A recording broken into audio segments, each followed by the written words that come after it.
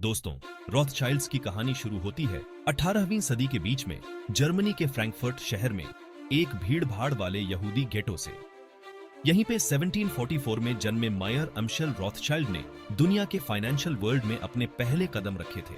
उनके पिता, जो पैसे के सौदागर और रेशमी कपड़े के व्यापारी थे, उन्होंने ही मायर में बचपन से ही बिजनेस की समझ पैदा की। जवान मायर बहुत जल्दी सीखते थे और उन्होंने फाइनेंस की दुनिया में अपनी कुशलता और पैसों की ताकत की समझ दिखाई।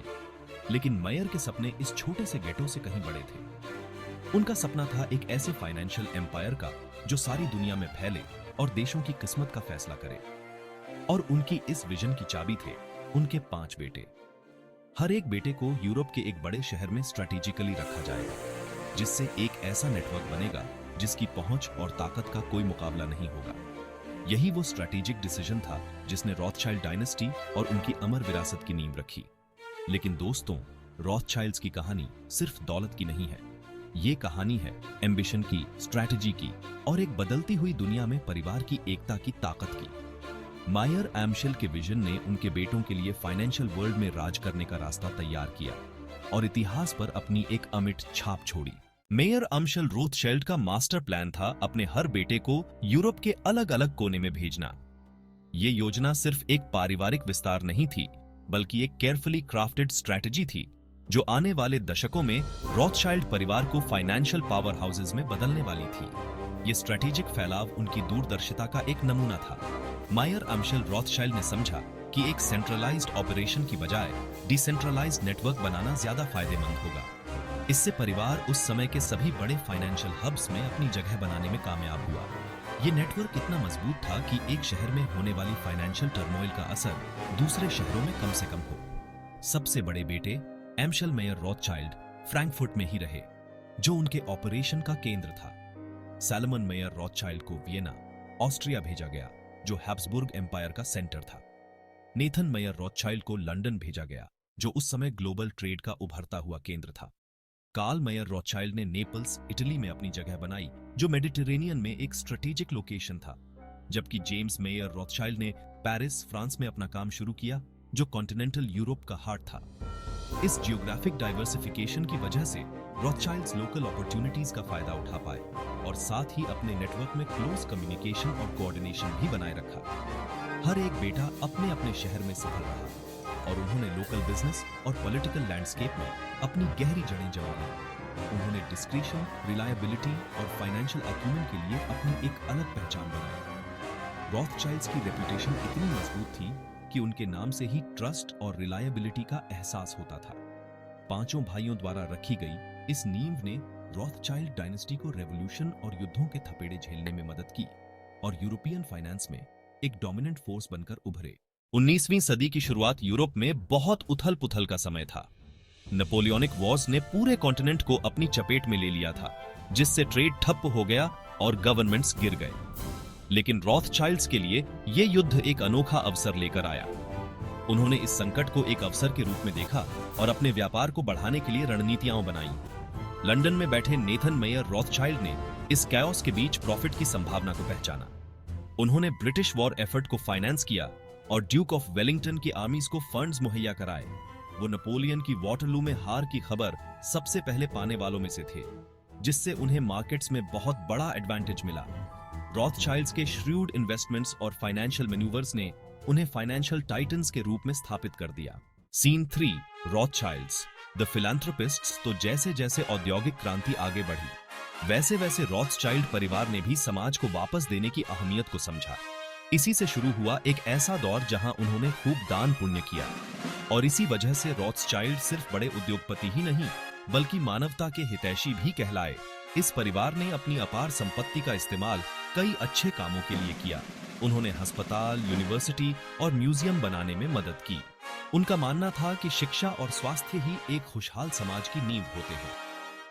लंदन में नाथन मेयर रॉथशाइल्ड के वंशजों ने एवलिना चिल्ड्रेंस हॉस्पिटल बनाया, जो कई परिवारों के लिए आशा की किरण बना। इसी तरह फ्रांस में जेम्स मेयर डे रॉथशाइल्ड और उनके परिवार ने कला और विज्ञान में बहुत योगदान दिया। पेरिस का लूव्र म्यूजियम भी उनकी दरियादिली से फला फूला। उन्हें कई कलाकृतियां और आर्थिक मदद मिली, जिससे वो दुनिया के सबसे बड़े सांस्कृतिक स्थलों में से एक बन गया। जर्मनी में भी रॉथस्चाइल्ड परिवार ने उच्च शिक्षा को आगे बढ़ाया। उन्होंने रिसर्च और स्कॉलरशिप को फंड किया, जिससे 19वीं और 20वीं सदी के कुछ महान दिमाग तैयार हुए। फ्रैंकफर्ट यूनिवर्सिटी में उनका योगदान आज भी याद किया जाता है। पर यह परिवार सिर्फ यूरोप तक ही सीमित नहीं रहा। अमेरिका में भी उन्होंने कई सामाजिक मुद्दों को सपोर्ट किया, जैसे गुलामी खत्म करने की मुहिम और शुरुआती नागरिक अधिकारों की लड़ाई। उनके दान से स्कूल और लाइब्रेरी बनाने में मदद मिली, जिससे वहां सीखने और आगे बढ़ने की संस्कृति पैदा हुई। रॉथस्चाइल्ड परिवार ये बात अच्छी तरह समझता था कि बड़ी ताकत के साथ बड़ी जिम्मेदारी आती है। उनके परोपकारी काम सिर्फ दान नहीं थे, बल्कि मानवता के भविष्य में एक सोची समझी लगानी थी। सामाजिक असमानता को दूर करके और शिक्षा और संस्कृति को बढ़ावा देकर वे एक बेहतर दुनिया बनाना चाहते थे। अगले भाग में हम देखेंगे कि 20वीं सदी में रॉथस्चाइल्ड परिवार ने कैसे चुनौतियों का सामना किया और आगे बढ़े। उनकी कहानी सिर्फ पैसा कमाने की नहीं, बल्कि दुनिया को एक बेहतर जगह बनाने की भी है। तो अगले भाग में हमारे साथ जुड़िए, जहां हम रॉथस्चाइल्ड परिवार की आधुनिक युग की चुनौतियों और जीत की कहानी में गोता लगाएंगे। #सीन X, रॉथस्चाइल्ड परिवार और इल्यूमिनाटी। अरे दोस्तों सुनो ना, रॉथस्चाइल्ड परिवार के बारे में तो आपने बहुत सुना होगा। उनके बारे में तरह तरह की कहानियां चलती हैं, खासकर वो इल्यूमिनाटी वाले। लोग कहते हैं कि ये परिवार दुनिया के बड़े बड़े बैंकों और सरकारों को गुपचुप तरीके से चलाता है। लेकिन ये सब बातें कहां से शुरू हुई? चलो थोड़ा पीछे चलते हैं, 19वीं सदी में। उस समय रॉथस्चाइल्ड परिवार ने खूब पैसे कमाए और दुनिया भर में अपनी ताकत बढ़ाई। जैसे जैसे उनका पैसा बढ़ता गया, लोगों में उनके बारे में जिज्ञासा भी बढ़ने लगी और कुछ शक भी। धीरे धीरे कहानियां बनने लगी। लोगों ने रॉथस्चाइल्ड परिवार को दुनिया को बदलने वाली हर बड़ी घटना के पीछे छुपे हुए खिलाड़ी बताना शुरू कर दिया। इन कहानियों में एक बड़ी बात यह थी कि रॉथस्चाइल्ड परिवार इल्यूमिनाटी से जुड़ा है। इल्यूमिनाटी वो क्या है? कहते हैं कि ये एक ऐसा गुप्त समाज है जो दुनिया के सभी मामलों को चलाता है। लेकिन बात यह है कि इसका कोई सबूत नहीं है। फिर भी किताबों, फिल्मों और इंटरनेट के जरिए ये कहानियां खूब फैलीं और लोगों के दिमाग में बैठ गईं। इन सब बातों का रॉथस्चाइल्ड परिवार की छवि पर बड़ा असर पड़ा। बहुत से लोग उन्हें कामयाब और समाज के लिए अच्छे काम करने वाले मानते हैं।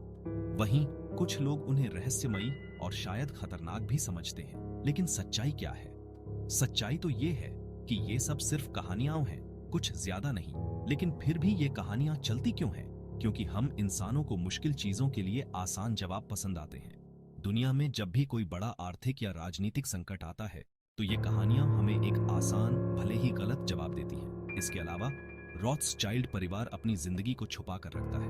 वो ज्यादा सामने नहीं आते और समाज में पैसे और ताकत को लेकर जो दीवानगी है, उसमें ऐसे रहस्यमयी लोग और भी दिलचस्प लगने लगते हैं। लेकिन दोस्तों, आखिरकार रॉथस्चाइल्ड परिवार दुनिया में एक बड़ी ताकत जरूर है, पैसे और समाज सेवा के मामले में। लेकिन ये कहानियां कि वो दुनिया को गुपचुप चलाते हैं, बस कहानियां ही हैं। आज 21वीं सदी में रॉथस्चाइल्ड परिवार की असली कहानी है बदलते समय के साथ चलने की, मुश्किलों से लड़ने की और दुनिया पर अच्छा असर डालने की।